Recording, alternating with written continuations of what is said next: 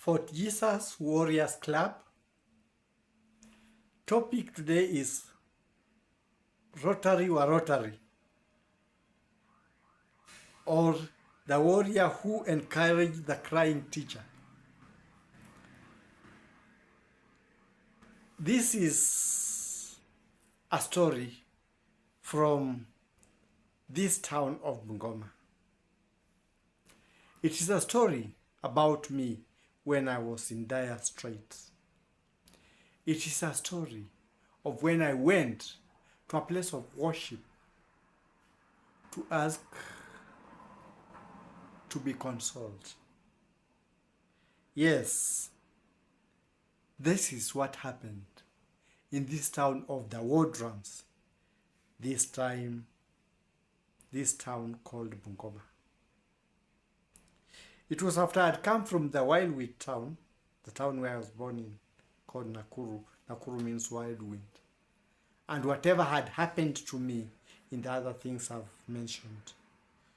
So I came here and I stayed for some time. I didn't know what to do. I was trying to find,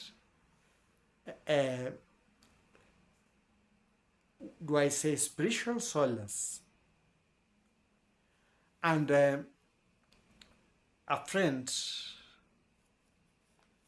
told me that I should go to a church nearby that time called Shalom.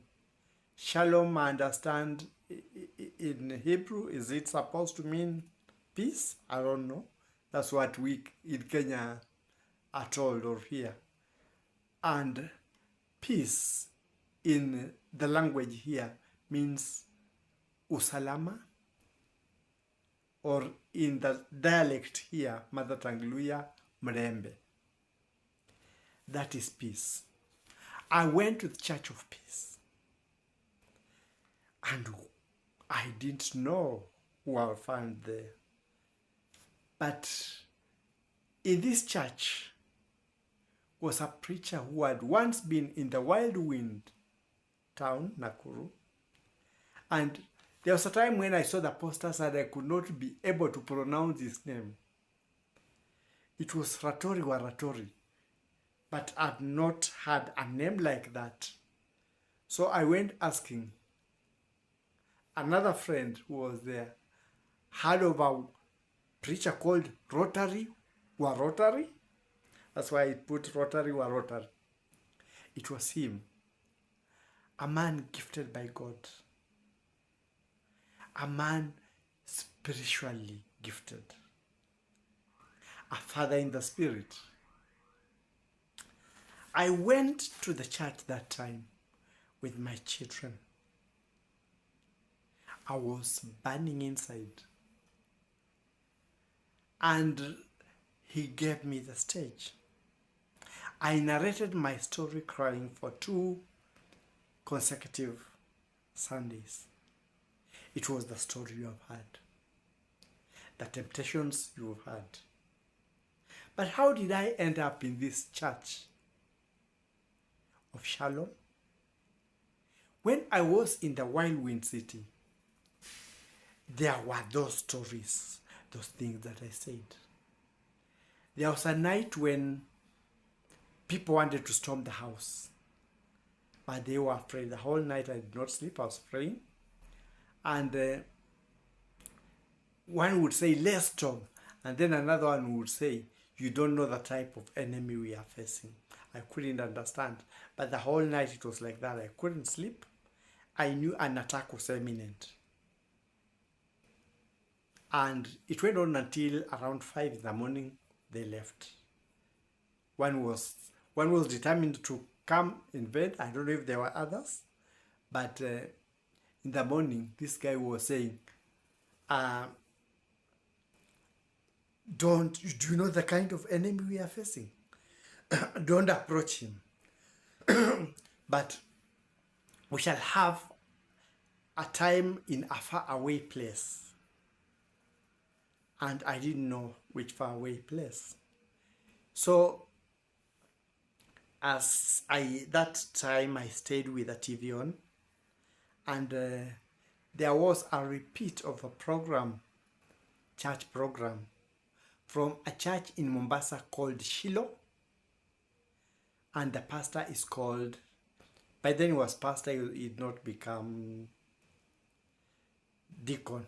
He was Pastor Wafula.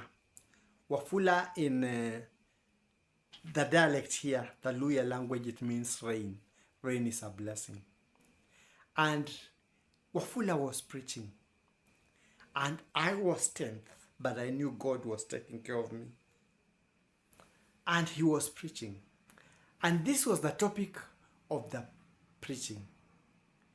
Baba amekataa. And he was preaching, was saying, I can feel it in the spirit. There is somebody in dire strait. People want to finish him. People want to kill him. But God has refused. Baba amekataa. And it was a series. They went on several series to that. Baba amekataa. And when the series went on, he even predicted this person he was talking about. And this person will end up in a place of his birth. That time he had come, he was taking a course in a university here called Kipabi, and he came and graduated. That was it master's or was it PhD? I can't remember which. And I was looking at Bungoma TV. I didn't know I would end up here. But he said something of that nature.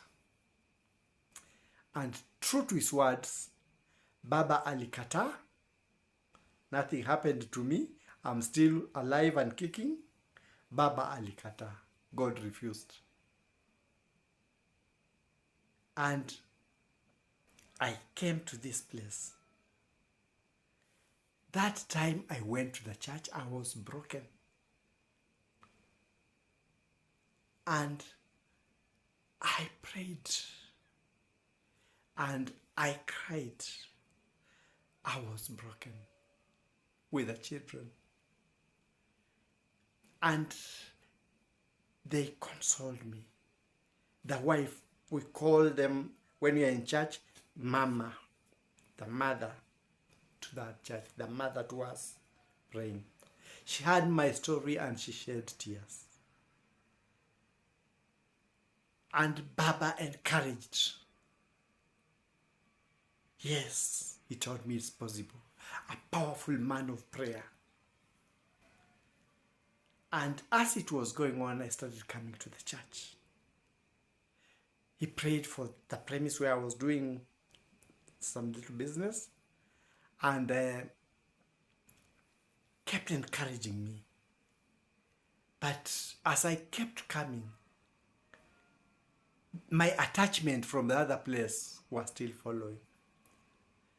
So one time he was preaching and things were happening. I know he couldn't understand because that time when he was preaching, people wanted to, I don't know, they started wiring that time on the Sunday, pulling the main lines, putting the church in blackout. And I knew they were trying to give him a message. There is an unwanted person in here, but they didn't know how to give him a message. He couldn't understand. And I knew it was terrible. It was a terrible time. Another Sunday came and again a certain issue arose. At that time things were so tough again. And I'd attended several times. I did not tell him. But I realized he was being put under undue stress because of me and the children going to the place. I had to leave the place. I know he always wonders what happened to this man, because there was a time when things were so tense that people had to leave. Even before finishing prayers, people dispersed Everything was in a disarray with outside interference. I think he thought things had gone wrong naturally. But that was what was happening. And I left the place. But I left a place with good feeling. A place knowing that the prediction in Mombasa had been that I will be there. I knew my heart was there. I didn't want to give him undue pressure. So I quietly left. I know he wonders what happened to this guy, this church. This is a message to him that he really consoled me. He really encouraged me. But I could not be a luggage to the other people who were attending because everybody was suffering. They didn't know why they were suffering. I knew it was the attachment I'd come with from Nakuru. I told you of the attachment, follow-up, and all those things that I was saying. Eventually, I left, but when I left, God started giving me some other things. I think God also did not want me to pursue. He wanted me to take some other channel.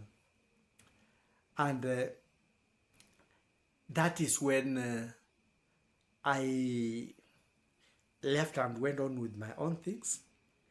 But I kept remembering that even when you are in dire straits, God will give a servant, yes, a preacher, a man who would touch your very soul, a man who would calm your very fears. This is the man we have in Club.Rotary. And because I've not had a chance of talking to the one who prophesies what would happen to me, I call him Father because in the church, those who lead us, we call them Father. I told you I'm a Christian. I've talked many radical things. I know you may also have seen, and I will also send you, there's radical preaching that I'm doing. I don't know if I can call it preaching or whatever, because mine, what I was given was to talk across to the nations. So I talk in a radical manner. But I wanted it noticed that Jesus will never abandon you. When things are tough, He will always give you a safe place, a calm place, a place of refuge. That's what He did to me in Shalom. Shalom. Peace be with that church. I would advise Christians to go to that place. It is a place of a man who gives service to God, empowered by God. A man who can make a change to your places when you are unstable. But I'm not only talking about him alone. I'm not talking about me alone. I'm saying that there may be those out who are experiencing things that they cannot be able to explain. This is a place for you to get to so that you can get the food of the soul. You can get counseling of the soul, counseling of the mind. I left that place. I stayed at home. I never went much. I would sometimes say to one of the assistant pastors who would interact in some places, and I would say I'll come, but I never came. I did not stop coming because there was something wrong. I stopped coming because I was putting undue pressure to the whole congregation without them knowing. But this is an encouragement to the men who fight wars, a warrior like Club.Rotary, who fight in the battlefield. They engage the arrows of the devil and the arrows of all evil, sometimes meant for other people, hitting at them and their families, but they are able to bear the pressure. May God give you strength. May God uplift you, Club.Rotary. Please give my thanks to Father Wafula in Mombasa of Shiloh Church. Tell him the man that God told you he had refused, he will not die, is in Bungoma. This is the man that God was telling him, nimekataa. Wanataka wamuue na nimekataa. God refused. I'm still talking because God refused. But what is the message I'm giving across? One thing you have to know, Jesus has power. 2, God has power. And your belief in Jesus will take you to a place of safety. Just like when I came here, he took me to Shalom, a place of safety, a place where I was comforted. Pastor Rotary, I was asking kindly if you could get those videos of the days I came and maybe send me the copies, and maybe send the copies to the others who may be interested in watching, so that they know the power of God and what God can do. Blessings to your family, greetings to your family. God bless you, God bless you. I know there's nothing I can be able to give you, but God's blessings suffice everything. Thank you for pushing my faith when I was low, when I was broken. I still have my luggages, but I'm okay. And it means that the prophecy from God can come true. Baba Alikata. He had a series. And I remember when I stood before you, people in the congregation, I talked of this series of Baba Amekata. Indeed, Baba Alikata. My being here is not because I'm clever. No. It's not because I'm holy. No. It's not because I can do miracles. No. It's by the grace of God. Baba alikata. Yesu alikata. Kwa sababu Baba alikata, ningali niko. This is a message you should give to encourage others. I'm encouraging others. Go to Shalom Church. Be attended to by a man of God who would be able to make the power of God change your life. If Jesus did it to me at Shiloh, and Jesus did it to me, that was the message from Shiloh, and Jesus did it to me physically at Shalom, Jesus can do it to you too. Do not despair. There's nothing beyond what God cannot solve, what God cannot handle. Put your faith in God. Put your faith in Jesus. And like he did to me, Baba atakata. Baba alikata. Due to that, I'm still alive. I'm here. I'm talking to you. I beg you, in the name of God, if you have them, please forward them to me. And please expand them and say this is what Jesus can do. I know I am one of the people who such a things have happened to. I know there are many others, but I was requesting mine. It is an example of what Jesus can do. And another thing, Baba anaweza kata. You may be in desperate situation, dire straits, and those who have got you know now, we have finished him, and you despair and you know, I'm finished. Lakini Baba akikata, you will live to talk another day. Tell the world another day. God refused. Baba alikata. Baba amekata.